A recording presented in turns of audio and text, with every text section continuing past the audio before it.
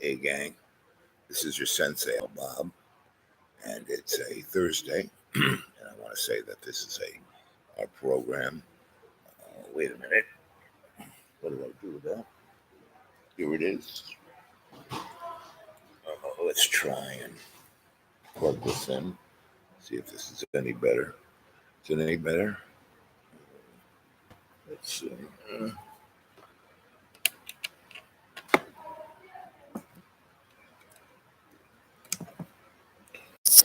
Anyway, here we go.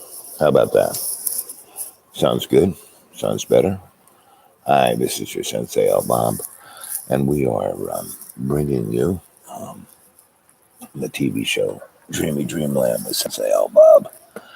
And yesterday I had 6 teeth extracted, so my voice is a little weird. It's like 10 octaves lower because they gave me some real serious jungle juice to knock my mouth out. Well, they ripped those teeth out, and it kind of scorched my vocal cords. So this is my new, at least at this moment, my new radio YouTube voice. So welcome to our show today. And I think we got everything technically going.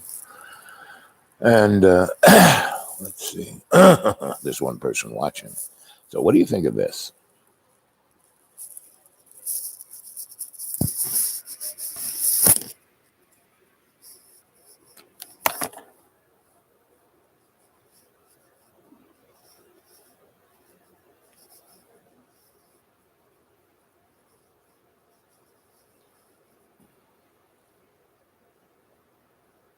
To my channel. So today I'm going to help you starseeds figure out what your starseed origin is. If you don't know what a starseed is a multi-dimensional being, an alien so to speak, who has decided to reincarnate during the age of Aquarius to help transition the world into a higher vibrational state of living and to help awaken the world and also to experience the human condition. So because of this, starseeds actually have origins in different parts of the galaxies as different kinds of alien species. Now, unfortunately, when starseeds reincarnate on Earth, they go through amnesia, which means they forget where their origins are and who they truly are. And this is for the purpose of experiencing the human condition in its full glory. So if you're someone who resonates with the label starseed, or you always felt like you are a starseed, today I'm going to help you figure out what kind of alien being you really are and where it is you are really from. For those of you who are wondering if you're even a starseed, if you even clicked on this video, it is very likely you're a starseed because generally... Oh, yeah. Yeah. Whoops. We've been kicked off.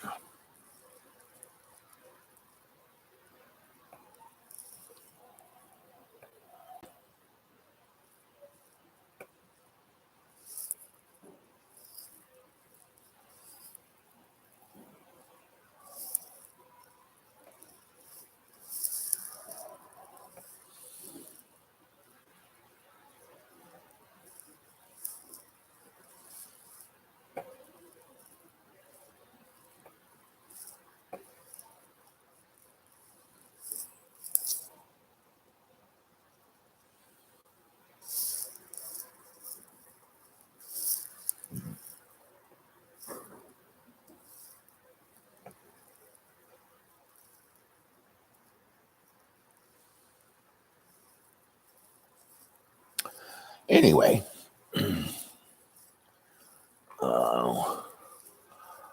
so here it is, 4 minutes into our chat. Is anyone there?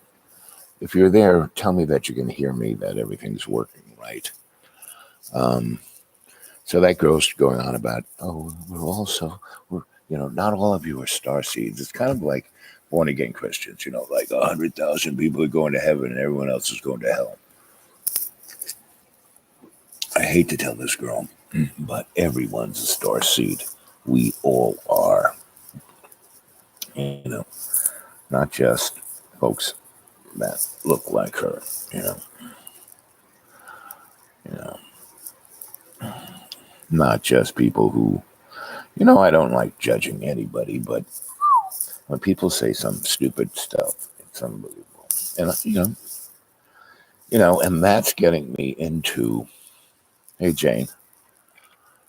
So what I wanted to talk to you today was about basically this whole kind of movement of restricting speech, you know, and and it's very similar to what went down in Nazi Germany in 1933. And people can't wrap their head around the fact that Germany did what they did. Well, they should just look at World War One. But at the time, Germany was the best educated, most liberal. The Weimar Republic was the most liberal government in Europe. They were one of the only democracies, and that's how Adolf, he first tried to have a putsch, and then he realized, no, I'll just get elected, and then I'll take it over. But the German people went along with them, right? And that's the only teeth I got left in my head. That's it. That's all I got left. That's it. So I guess I can still talk. Actually, Jane, do you like my new voice? Do you like the way that sounds?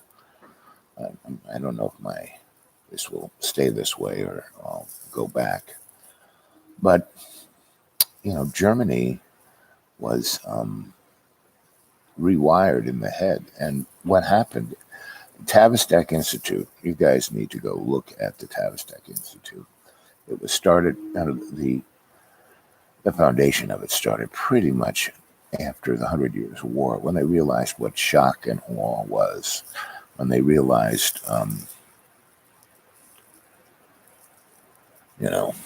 what, yeah, gravelly, yeah. Anyway, so not sleeping? Who? Me? No, I'm sleeping. I always sleep.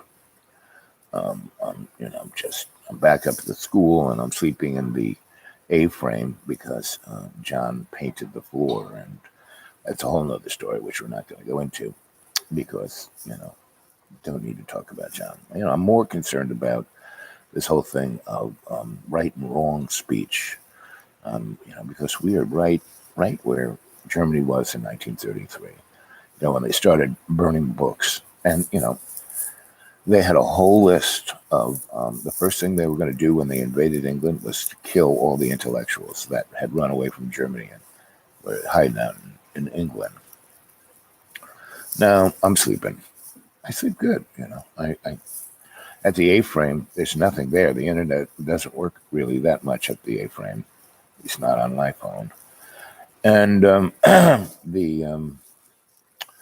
I just go up there. It gets dark. I go to sleep. And so I'm not in the school interfering with Johnness, but that still doesn't matter. So yeah, too. No, I had my teeth ripped out of my head, and the anesthesia, the Novocaine, they used real serious jungle juice on me, and it gets squirt all over, and it went down my throat, and it's like, whoa, what is that? So it's the anesthesia of getting 6 teeth ripped out of my head. That's all I got left. That's it. That's the only tooth I got. And have you seen John's video on his channel of his painting the floor and the kitchens and everything? And basically, he goes, "You can't be sloppy in the kitchen anymore. You can't, well, that means I'm not going to cook, period."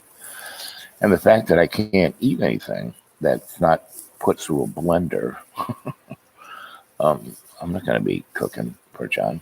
He can keep eating Ritz crackers and whatever he eats. I have no idea what he eats. But it sure isn't the fine meals that I had made him for 2.5 years. Chicken and fish and vegetables and, But anyway, that again, that's a diversion, Jane, from the tale at hand, which is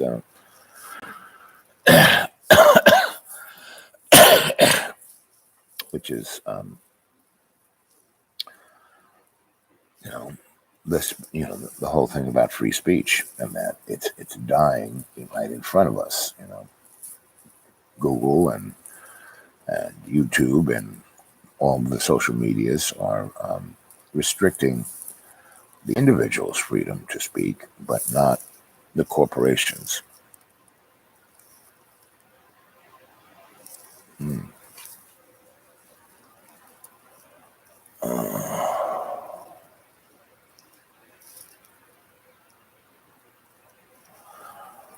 Hmm.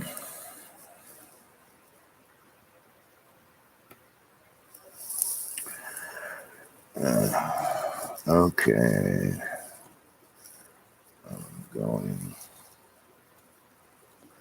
to close down and come back.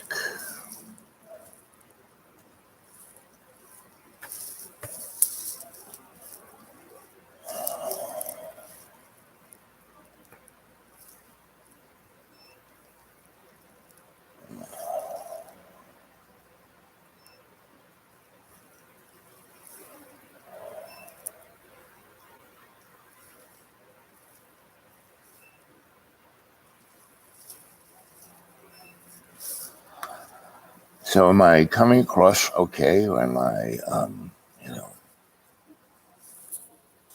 interrupted? Am I, do I need to close this chat and start again? What should I do, gang? Because I can't, the only feedback I have is from you. Get better. What should I get better? Should my YouTube get better?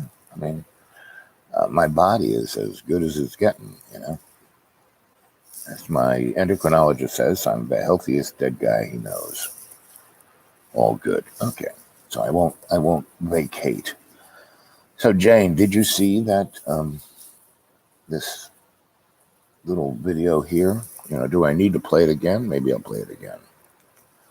I'll play it again.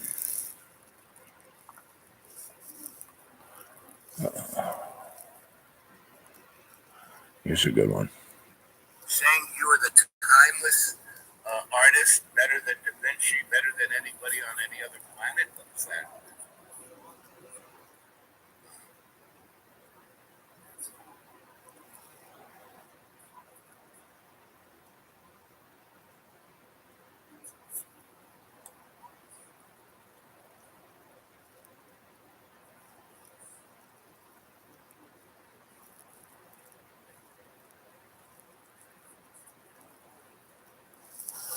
Okay, enough of that.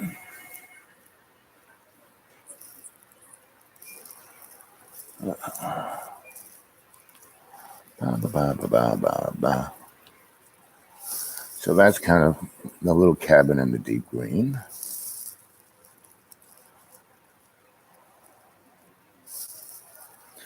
See, that's all the garbage around the places. The raccoons throw it all over the place,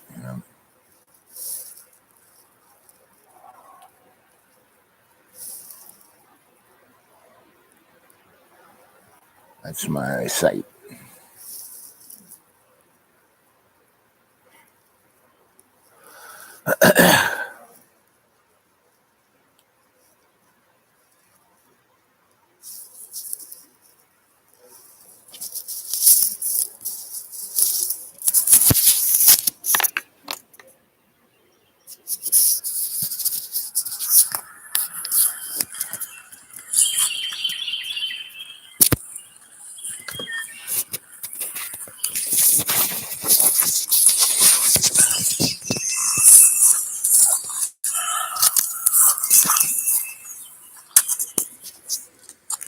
This is what it's like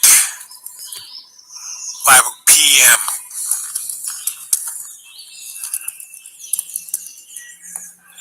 This is the illusion of privacy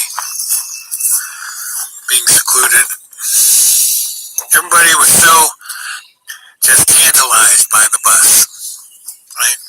Oh, it represents the good old days when people were they were whatever they were. I don't know, what were they? What were they? I have no idea.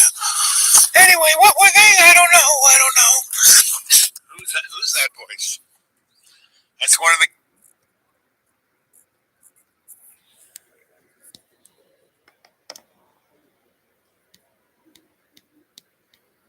Anyway.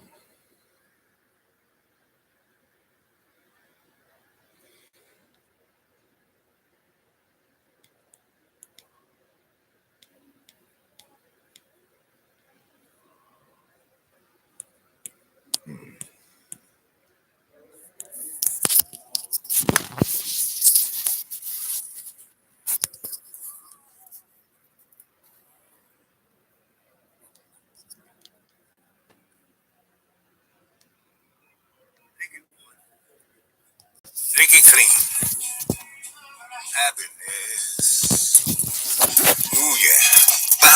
Man, going on. Something on the phone. Late in the morning. Ooh, yeah. Now I see. Can't hear that one.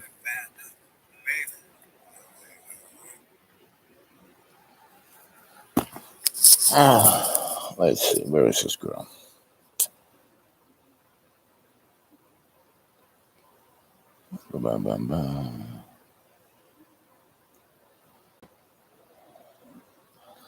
So,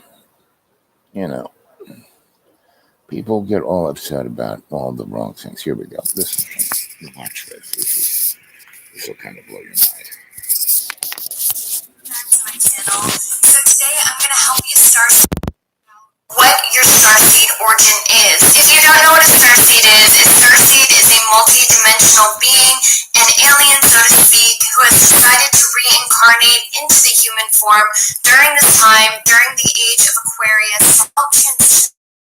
Starseeds actually have origins in different parts of the galaxies as different kinds of alien species. Now, unfortunately, when starseeds reincarnate on Earth, they go through amnesia, which means they forget where their origins are and who they truly are. And this is for the purpose of experiencing the human condition in its full glory. So if you're someone who resonates with the label starseed, or you always felt like you were a starseed, today I'm going to help you figure out what kind of alien being you really are and where it is you are really from. For those of you who are wondering if you're even a starseed, if you even clicked on this video, it is very likely you're a starseed, because generally. Oh, yeah. Really. I mean,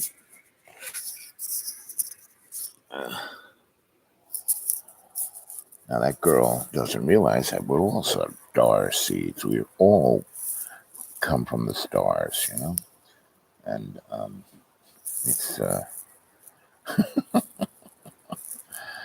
it's unbelievable. Jane, where did you come from? What celestial body are you? It's the thing about the new age that's truly extraordinary, that people like that young lady spout stuff off like this is the truth. I know what I'm talking about. This is it. And what does your sensei Al-Bab, the griot sensei Al-Bab, say? You're from Pisces, Rog. Basically, I say, don't believe anything I say. Look it up for yourself. This girl wants to tell you, And that's one of the things about the politically correct, folks who think that they are progressive, right? And that's what the Nazis were. The Nazis were progressive. They had a new world order. I took a pic under the sun and saw my frog oversoul. Yep. So we're all star seeds, right? But I just showed you that girl because there is so much diverse but tribal points of view, meaning I'm right, you're wrong. Everybody else who doesn't believe the way I do should be gotten rid of. In universities, I have friends. I used to work in universities doing research, and I would teach mostly to find my cadre or lab rats. And even then, that was in the 90s. Um, it was a bit much, right? The people who felt that they were entitled, you know. I remember I would be doing this research. My superiors would say, "Hey, Al, we need somebody. Can you teach intro this or intro that or intro?" I said, "Sure, I can teach anything. As long as you pay me $75 a class and give me an office and give me an assistant, not a problem." And that was more than their adjuncts were getting paid. But for them to get an adjunct to film, they'd have to go through a whole procedure, blah, blah, blah, blah, blah. So they liked the fact that I could just step in and do it. But I was doing this intro to a environmental course. And one of the things I did, because I got people to come and lecture for the whole, because it was what do they call it? A humanities driven program. So, and they had this within every student, every semester, they had a, a, a cornerstone of a humanities lecture. And the guy who put this on was always, he had to do three other things and he was always pressured. So I said, yeah, I'll do a third of the lectures you want. And I would bring in really people that they would never get, like Noam Chomsky, and Al Bielek of the, Philadelphia experiment and people like that. I mean, people that just wouldn't normally, lecture at a little podunk school, but I had access to the student activity fund and I could pay these guys pretty well and bring them to a place that was beautiful and it was like having a vacation, so, um, and I would get up there and lecture too. I would do my little Sensei Al Bob thing. Anyway, so I was doing an environmental thing and I had a guy who his name was Sam Lovejoy, and he was like the father of the Earth Day. One of the people who he, brought down the towers at before the Vermont Yankee plant was built. He cut the cables. They put up a tower to get data on which way the wind blows and stuff. And he cut it down. And it, made a tremendous racket crashing to the ground. And the police showed up, and he stayed there with his little cable cutter and said, "I did this. Arrest me." And then he went to court, and he wanted to go to court because he could then. How I met him, I was working for Ralph Nader in NYPIRG, New York Public Interest Research Group, which then became PIRGs all across the country. And I went up there with a couple of lawyers to help Sam out. And he was, very clued into law. And so he wanted to go to court because then he could depose the utility company. He could get them to give him all of their records of the meetings, right? And he knew exactly what he was looking for. And what he said, and he wanted a trial by a jury. And what he said, there is a part of the Constitution and the state constitution of Vermont that the citizen has the right to break the law to protect the health and safety of the public. And so that's what he was going for. And he wanted to bring out all this information and put it in record. Anyway, so they let him go and actually paid him money to shut up. And then he just dumped it straight into having Earth Day, and he never shut up. But he was only one guy, Sam Lovejoy. And so we were in Harvard Square when the first Earth Day. And a lot of people say, "Oh, I did the first Earth Day." But anyway, if anything, he was the shaman of the first Earth Day. And the powers that be, let it happen because they realized it was a good release valve. Like the anti-war movement was a good release valve. Let these people scream and yell in the streets. No big deal. We'll just keep having wars. Let these people complain about the environment. I mean, between the 8 years of Obama, more carbon was put into the atmosphere than any other president. Wrap it around that. More people were killed by drones under Obama than any other president. Nobody is who's in politics represents the people. We live in a corporate state. They don't care, and all the things that are on TV is just a disruption. That's why we have Donald Trump. He was put in there to disrupt, to tear down the inner workings of the bureaucracy so something else can be put in place. And that's why we have this 18 months here, between now and, the 20 election. We can truly do some amazing things.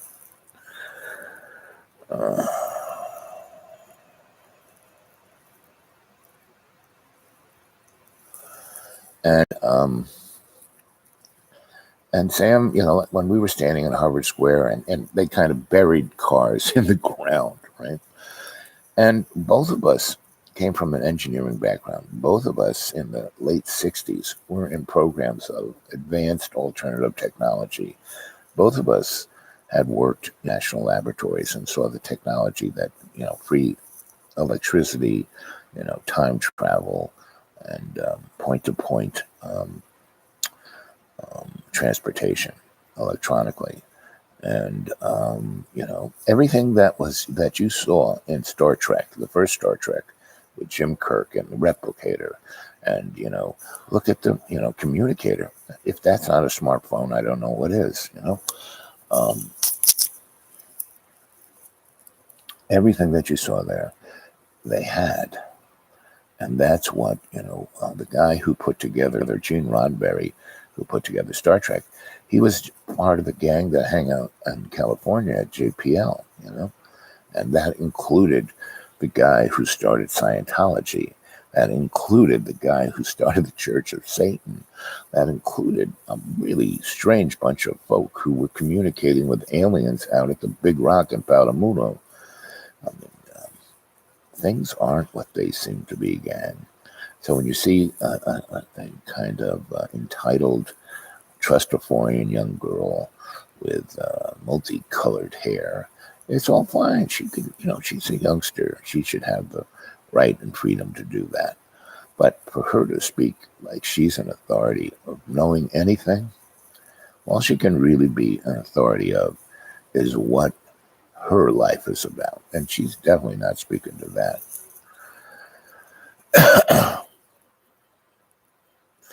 Why slow to beam up, Scotty? Representing new tech. Why? I want to float. You want to float? Go in your bathtub. Go into a swimming pool. I do that. The hotel that I stayed at, Friday, Saturday, and Sunday, and came back. Did I come back Sunday? Yeah, I came back Sunday. Was had a swimming pool. Nobody used it except little kids who screaming, yelling. But every morning I would have breakfast and I would go into the pool because it's right off where they have breakfast, and I would just float. And then I'd walk around the pool, submerging most of my body and walking through water, less of the resistance. And yet it doesn't, it does a lot of good for my muscles, but it doesn't hurt my joints. Water is truly the best.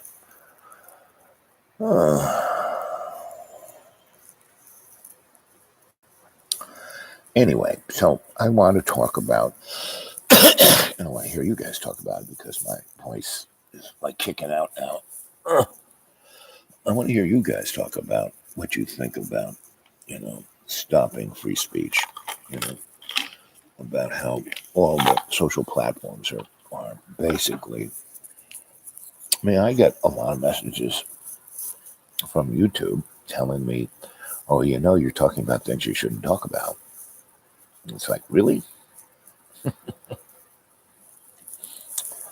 So that's what I want to hear from you guys.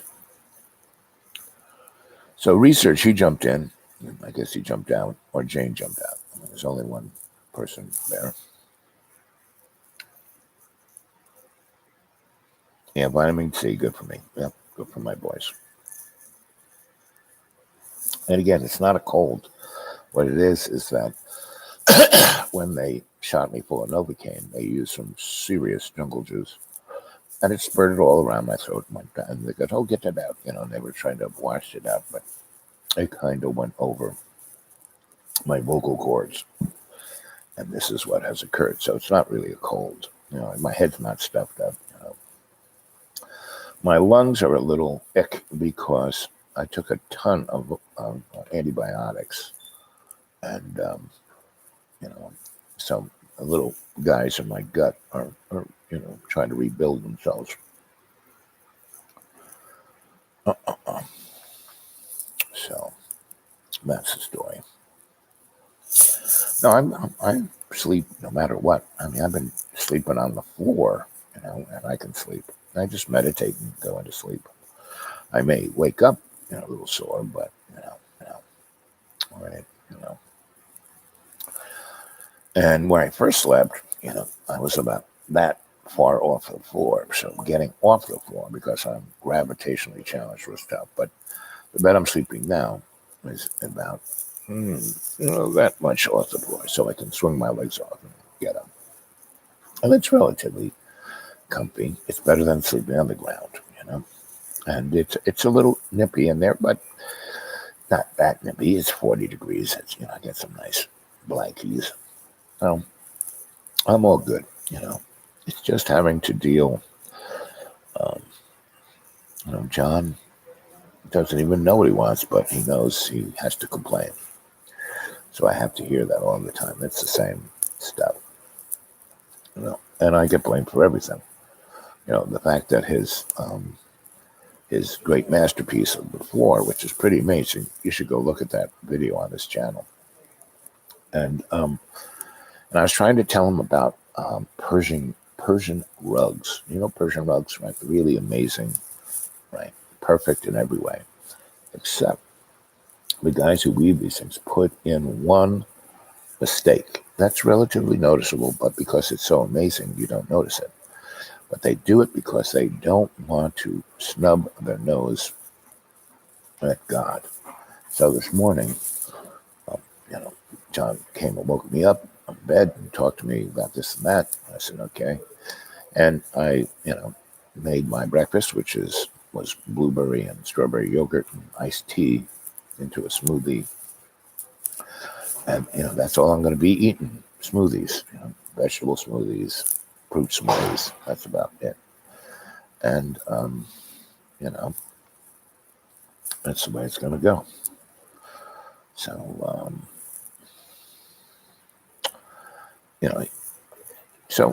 he says, well, I want to move the furniture. I want to do this. I want to do that. So did I help you? Why don't you just go unlock the door? And anyway, so I got myself together and I went down from where the A-frame is down to where the house is. And it's a real rocky, hard way to go, right? And inside the A-frame, there's a little staircase that goes down to the bathroom, which is actually the guy who built it did a great job. You can go up and down it, no problem. And John says, well, you should go outside and go because the staircase is too dangerous. No, it isn't. It's relatively steep, but like I said, the guy who built it did a good job. And it's very easy for me to go down because, wherever I put my feet, I have to really be careful. So anyway, so he worries about things just like that girl talking about you're a starseed. She's talking about stuff she doesn't even know about. John's worrying about things that don't need to be worried about. So he, he had the door locked. So I just sat down and I petted the dog, and he came down and berated me for, screwing up his grand masterpiece. It's like, what? Well, you made me do all of this stuff. I didn't make him do anything. He did everything he did because he worried about stuff. Meaning, he's worrying about me. He's my friend, so he's worrying about me going down those rocks. And it's not a big deal. I just walk slow. I have a cane, I can do it. It's better than sleeping out in the woods like I've been. So, in the next 2 weeks, I have another. This is it. That's all the teeth I got left. And in about a week and a half, I'm getting those taken out. And then I'm going to have my eyeballs worked on. So, anyway.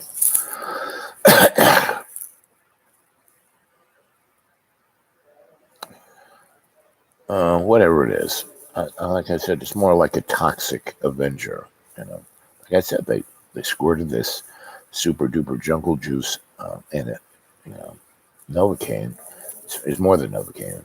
And they squirted it, and it squirted all over my mouth and down onto my larynx, and that's why my voice sounds this way. Now, it might go away, or it might be this way for the rest of my life, which is okay. I'm not gonna. I think it's kind of, sexy. I feel like, it's that guy who did the song, not Marvin Gaye, but the bigger, heavier Marvin Gaye. I think he did Shaft. I feel that's me. Laryngitis is when you lose your voice. I'm not losing it. It's just changed. So it's all good. But that's the other quadrant of this chat is everything is all good. Everything is as it should be. Donald Trump is the president we need now. That's one of the interesting things about America. We get the president of the moment, maybe not the one we want, but kind of the one we need. Because, and this is the backside of the dynamic of the unexpected consequence. I mean, every frigging president we've had in my lifetime, from Harry Truman to Ike to JFK to LBJ to Richard Nixon to Jimmy, what's his name,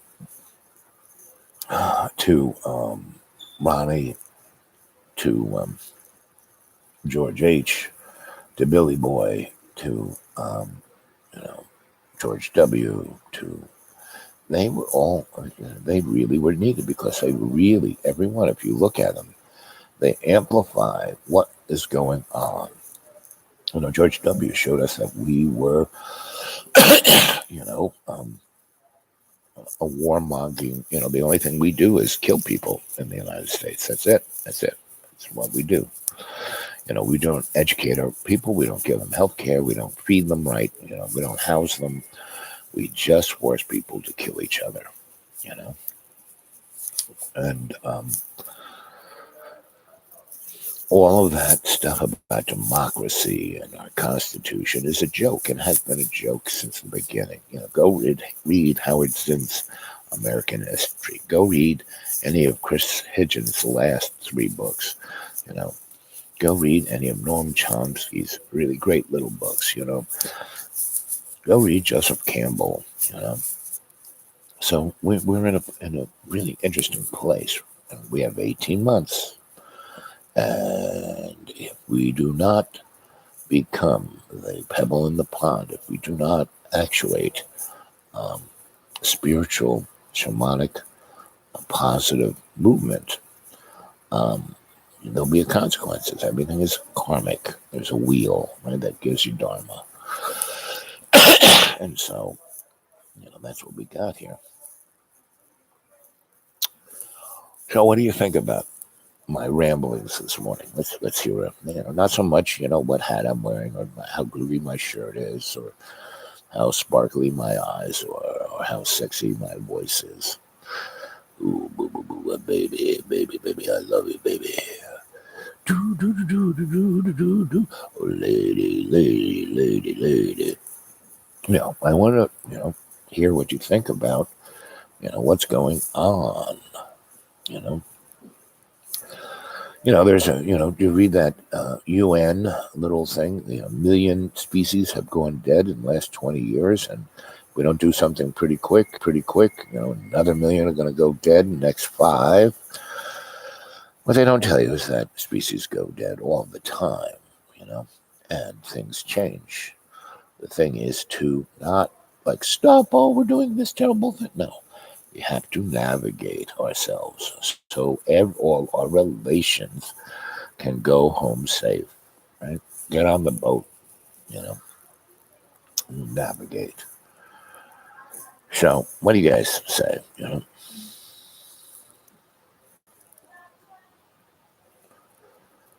Oh boy, 40 minutes and 48 seconds.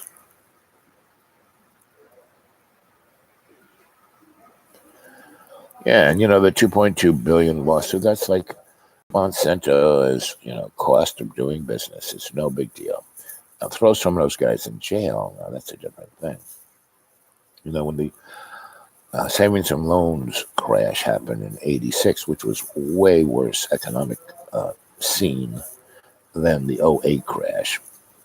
The '08 crash was a scam to get the taxpayers to give $28 trillion to the banks and the corporate structure. So, and to squeeze the working folk even more, right? And it's very similar to what happened in Germany in the 20s. After World War One, with the Treaty of Versailles, Germany went straight into recession and then into depression. And while we were having the roaring 20s, they were like having a hard time. Go watch the movie Cabaret.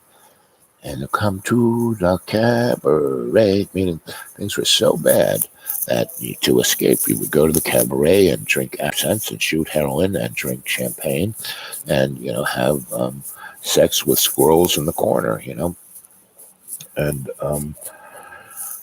everyone in that thing was, LGBT, whatever, right? And so what was done on purpose, and it was done by the brothers, and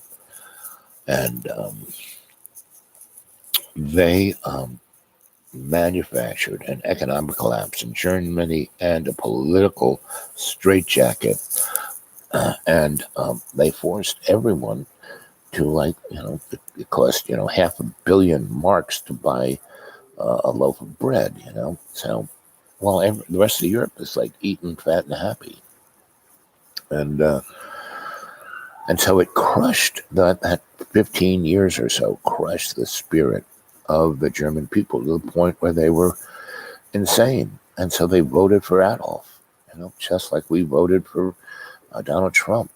He wasn't, he was obviously put in there by the powers that shouldn't be because they wanted a disruptor, because they wanted to rebrand. Everybody and his brother is rebranding their businesses, right?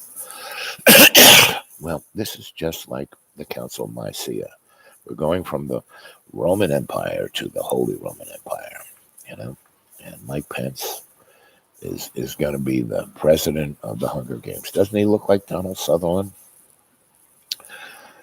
And, when I live in the deep green, everyone's dying. I mean, it's the most bucolic, beautiful, heavenly place, but because there is no economy there, people get food stamps and all they eat is chips, salsa, that's made from tires, and, macaroni and cheese and Mountain Dew. And they're obese and starving to death at the same time.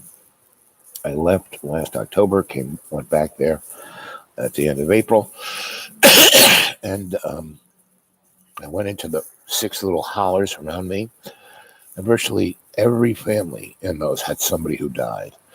And the old people there don't get past 47. And everyone looks like this because they all start dipping at the age of 9, putting tobacco there and then rotting their teeth out. And this is all legal. It's all fine and dandy, not a problem. And their school systems, the kids are just taught to take the test so the administration can get the money. That's all it is. And the teachers, any teacher who has worth their salt have left. Anybody who had anything on the ball has left. So the 3 counties in my 200-mile square patch of Appalachian poverty are really rich people from out, from Atlanta, from New York, who are just sopping up the money and putting it in their pockets.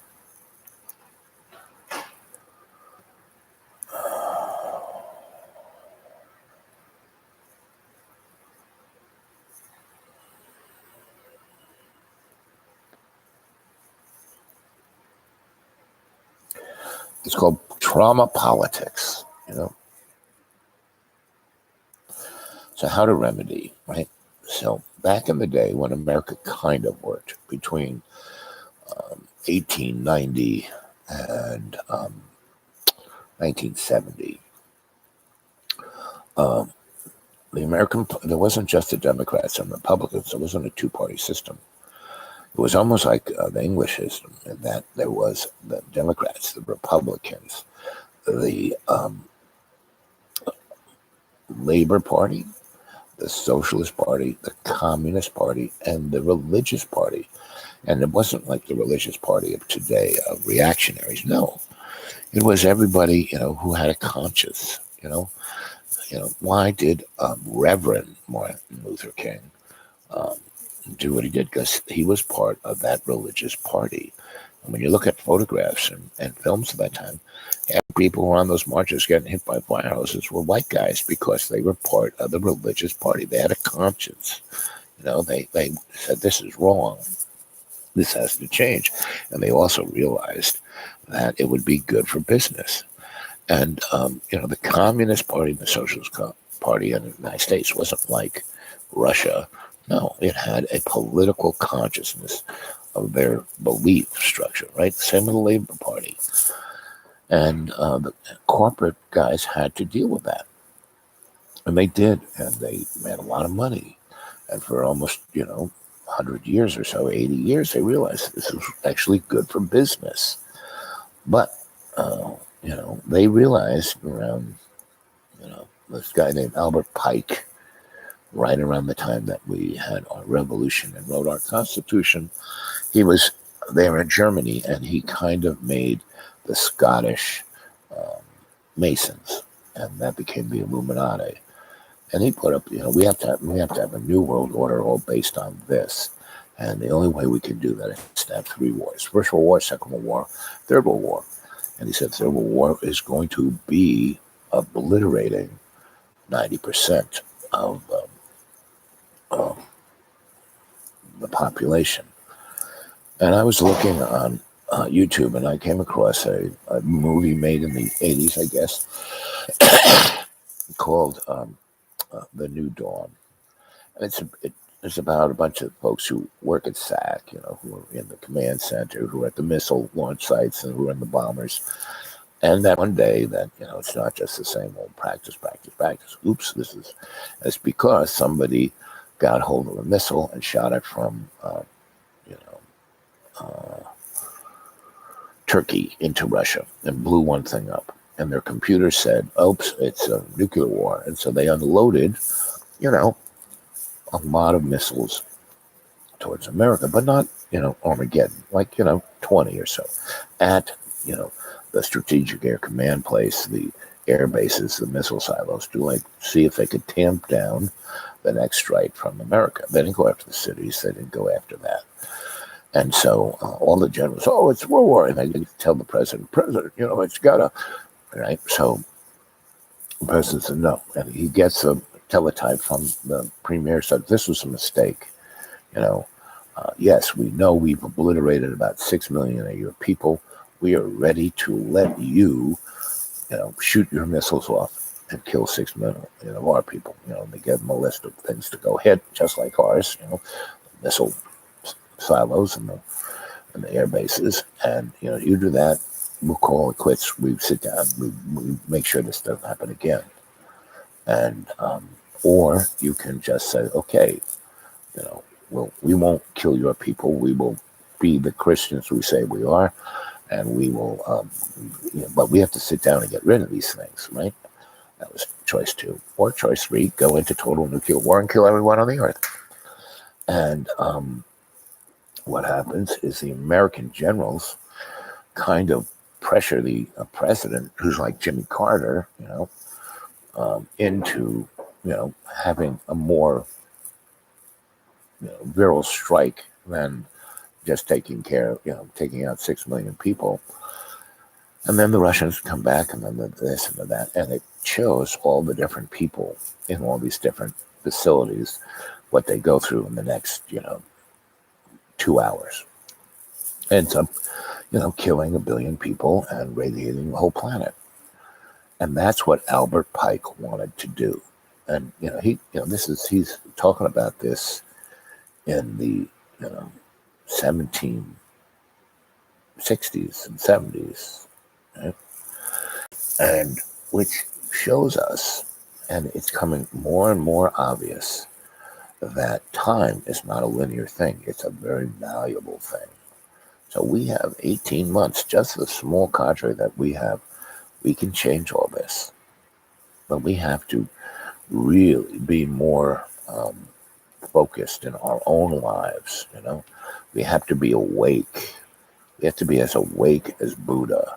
Yeah, we're not going to be Buddha. We're not going to be Jesus. We're not going to be Vishnu, but we can move in that direction.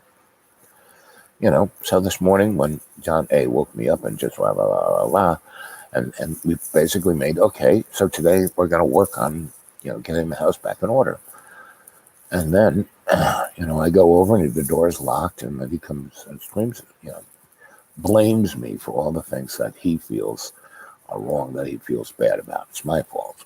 I could yelled at him, and I just sat there and listened. And I said, okay, John, and take off my shirt. And I hand him a twig that's on the ground. I said, here, John, whip my back. Come on, punish me.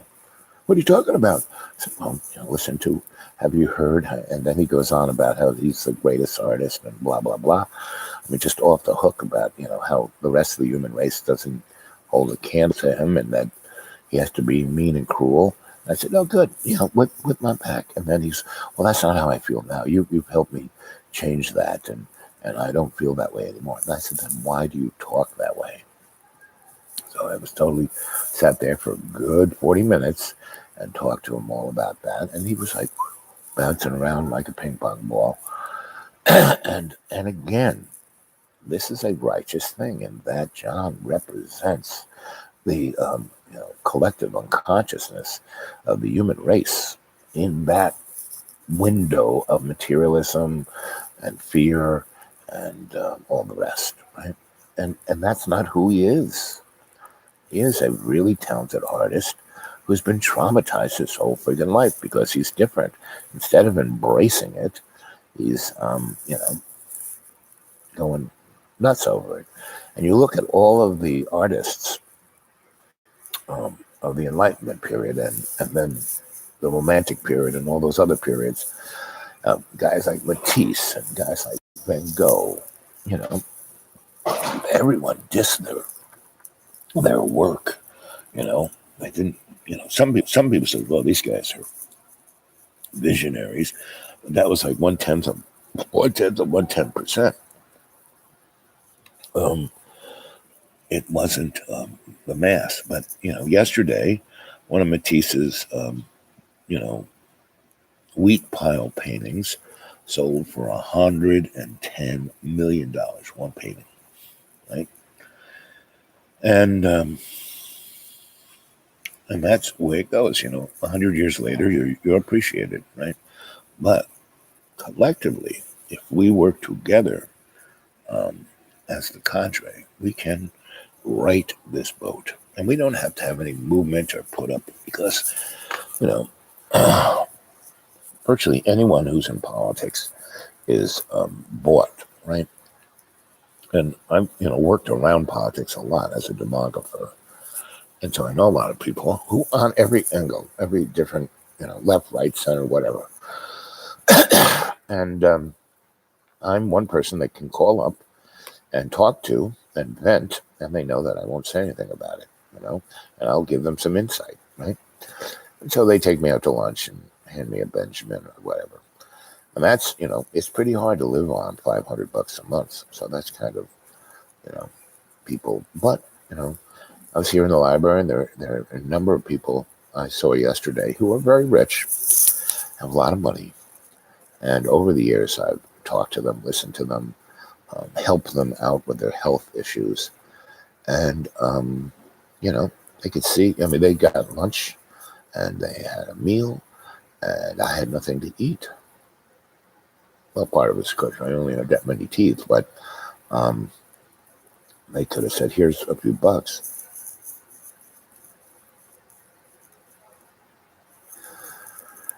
And, John goes between being really generous and going, why are you here? I'm not making any money off it. You're costing me money, And and that's what we need to do, all of us, in our lives. We have to influence people around us. And I'm influencing all those people. So they didn't give me any money. So they didn't buy me lunch. I don't care. So John, uses me as a whipping boy because that's what he does. And that's why I took my shirt off and handed him a switch and said, go ahead, whip my back. And that guy, oh, I could never do that, So, but he was doing that, right? And we have to be able to step up, just like Matisse did, just like Van Gogh did, and express ourselves to our community, to everyone around us. I do that shamanically. As I plow through the waters of my daily day, I I leave a wake that people are like being washed up on the beach. And what the heck was that? You know, and that's what we all have to do, and that's what we can do. That's why you come to Dreamy Dreamland, to get the motivation, to get you know to let your own fears go, so you can do this. And we don't have to. Everyone doesn't have to come to the deep green. It'd be nice, and people are coming. People have come, but it's better that you do this work in your neighborhood, and every day in every way take the piece of the earth and make it stronger. What's a homograph?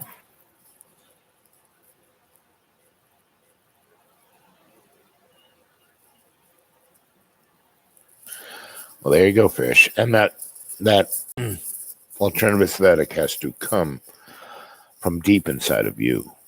Well, I'm just your griot. Your griot sensei al Bob.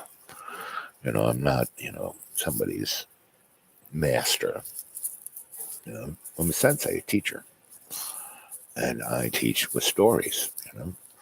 Those stories are supposed to kind of inspire you to be you, not me, you. You know, those stories are there to inspire you to be awake, aware, to ascend your conscious free will.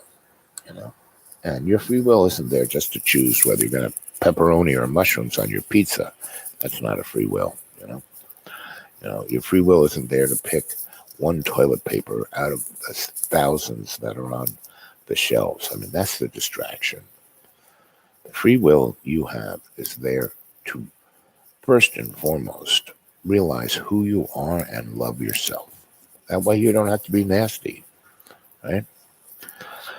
And to move forth, and in every way and every day, take the piece of yours and make it stronger with love's co-creation. See it clearly.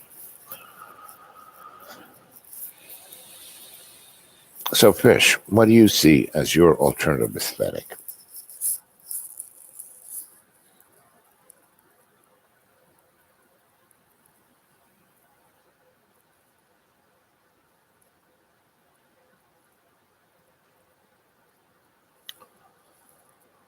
Um,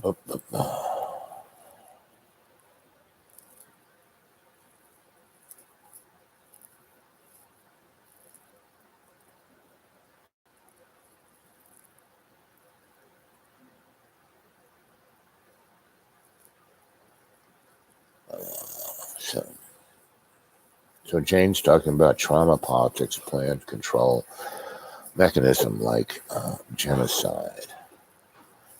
Genocide like processed food in our country, and where the deep green is, that's genocide.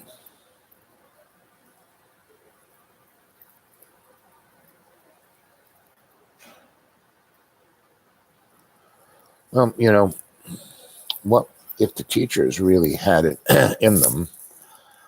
They just want more money. It's like strong arming.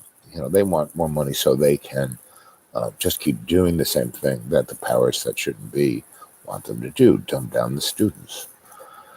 Not all of them. There's some really great teachers there, but what they should do is say, okay, we're gonna pull the plug, and we are gonna go over here, and we're gonna have a free school. Everybody who's going to this school, the public school, can come to the free school, and we'll teach them. And we need the parents to be there to be also the teachers, right? And that's what teaching kids at home was supposed to be. Instead of what it's now, mom stays home and does whatever the heck she's doing on the internet, and just sticks the kids in front of television, and gives them an iPad when they're 8 months, old enough to hold it in front of their face.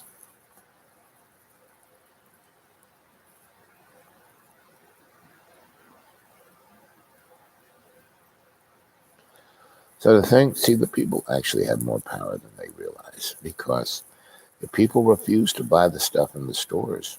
It's like right now, I have no money. I can't really buy, can't consume like I used to. And it's ridiculous, because if you look back at the show I did, I don't know, a month ago, and I showed all the stuff stored down in this storage area below the school.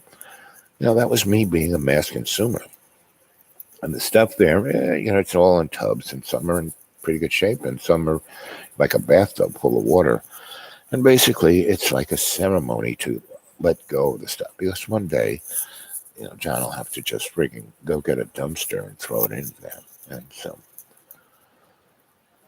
because I have friends who sell this stuff, and nobody comes up to look at it. See, the thing is, Fish, it's not our system.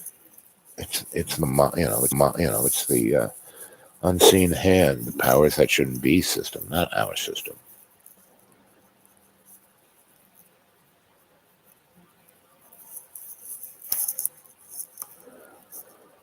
Yes, it has to be changed from the bottom up, and that initial bottom is us, the individuals of the cadre.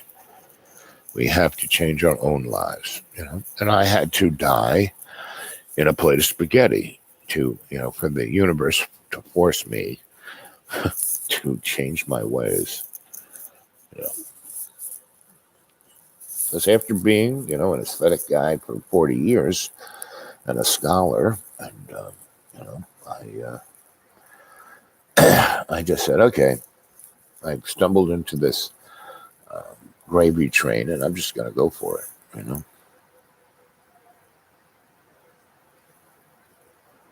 Uh,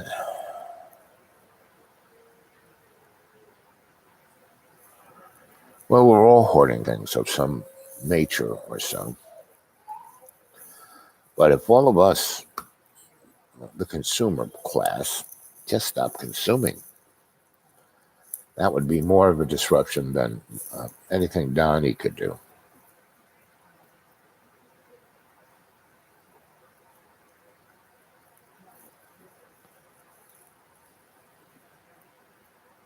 Yep, and that's one of the beautiful things that the deep green gives me, and also the fact that I'm, in the A-frame, my phone at all doesn't really work too well um, with the Wi-Fi of the school.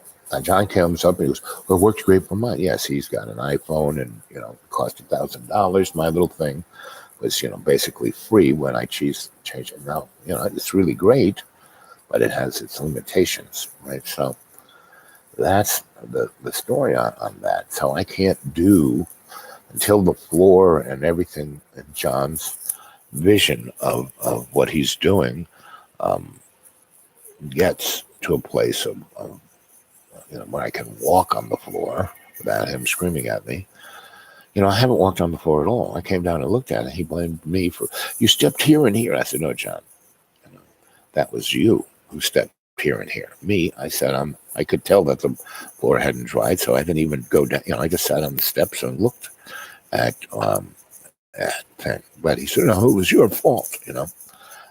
That is the biggest problem we all have. We blame other people for what we do. And that's what's so important about John, is that he's, you know, the canary in the coal mine of that motif.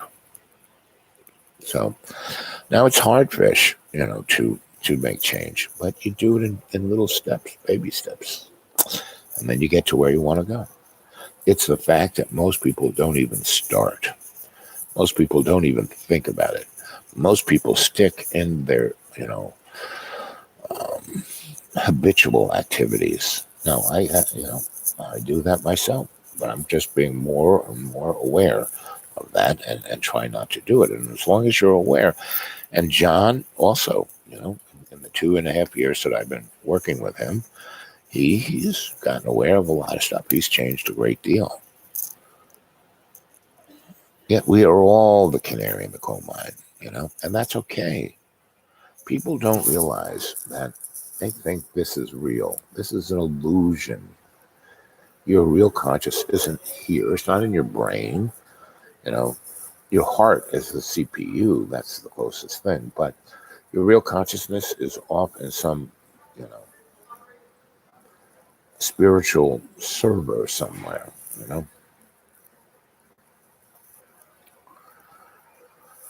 and so we have to, and that's why, and the greatest tool for this change is culture, is art. Theater. That's, the Greeks thought theater was the number one thing. The most important thing in Shakespeare time, why Shakespeare is so important, was that he was the, of his life, he just happened to be this nexus of expression of the people's experience to the hierarchy power control, because both were coming to the Globe Theater. That's why it was called the Globe Theater, because everybody came. The king, the queen, they'd get dressed up in masquerade, but everyone would come and watch these plays because they so resonated with everyone. And now what we have, the only thing that resonates with us is our optic nerve. We go see Avengers Endgame, and $3 billion gets spent. Yeah, woo, look at that. But it doesn't touch. I mean, it does in certain ways. I mean, those Marvel movies really, do speak to what's going on. Like Hail Hydra, that's what's going on. That's the hidden hand. Hail Hydra. They put up their hand. Hail Hydra. I mean, that was the Nazi salute was Hail Hydra, meaning hail to the hidden hand. So here we are. We have 18 months. And really all you all have to do, we don't all have to start the circus and get the band together and do all that kind of stuff, which would be fun. And it would be if we did this, it would be a resonant thing that would be remembered. And it would also be a revenue stream that, could really make money for everybody who's involved. Um, but, I'm an old guy. I'm, physically falling apart. I mean, I've already died 6 times. My masters said, you're doing a good job. Keep going back. You're the guy. You're the man. You're the dude. And, if you keep doing this, next time you die, you'll be able to come home and you'll be able to not be thrown into the wearing blender of karma. You're working your karma out right here, right now. You're doing it. Good boy. Keep at it. Keep doing the job. We love you. We got your back. So that's where I'm at. And So I'm not, worrying about anything. Because I know it kind of works out. No matter what happens, it's all the way it should be. So I'm not worried about it. So with that, I'm gonna. My throat is hurting a bit. So I'd love it if you guys were to talk to each other. I want to get to people and change the way we have society. The powers brokers do all they can to keep our system afloat and prevent it from being able to be the phoenix and actually help us all. But again, it is all as it should be. If we have nuclear war and kill 90% of everyone, and we all become, Planet of the Apes, and the troglodytes live underground, and the Phalim, who are like sheep, get eaten. Well, that's the way it's meant to be. But if you individually, at this second in time, change yourself inside out and live your life that way to everyone you meet, with unconditional love, with unconditional forgiveness, with your ability to connect others with love's co-creation, well, we'll have that phoenix. We'll have that world that we want, pretty much. We don't have to really leave our neighbors, but we do have to change ourselves from the inside out.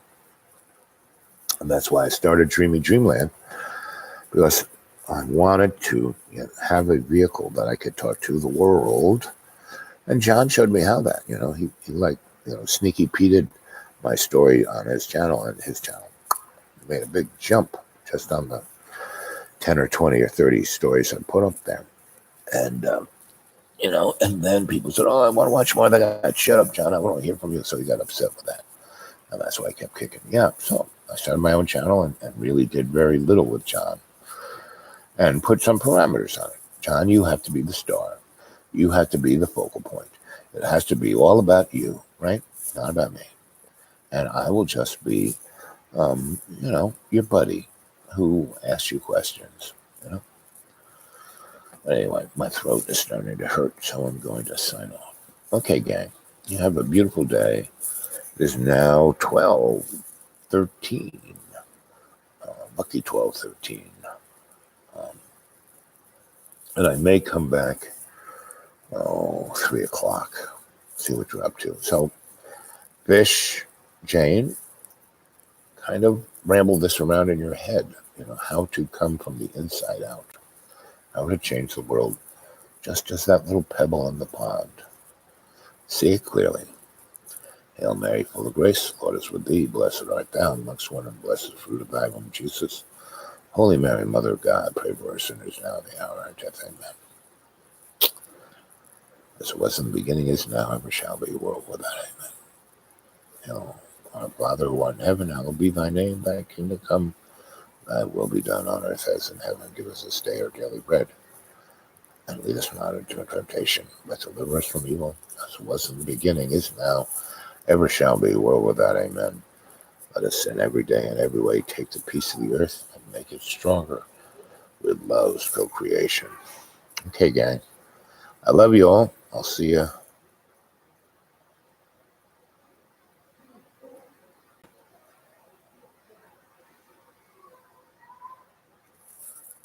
I love to bring you all peace.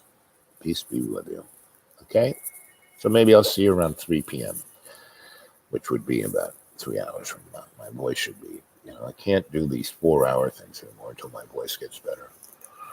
Or my voice is going to be this way, and, I'm going to be Barry, not Barry Manilow, but the other Barry, the Black Barry. That's who I sound like. Okay, gang. I love you guys. I'll see you a little later.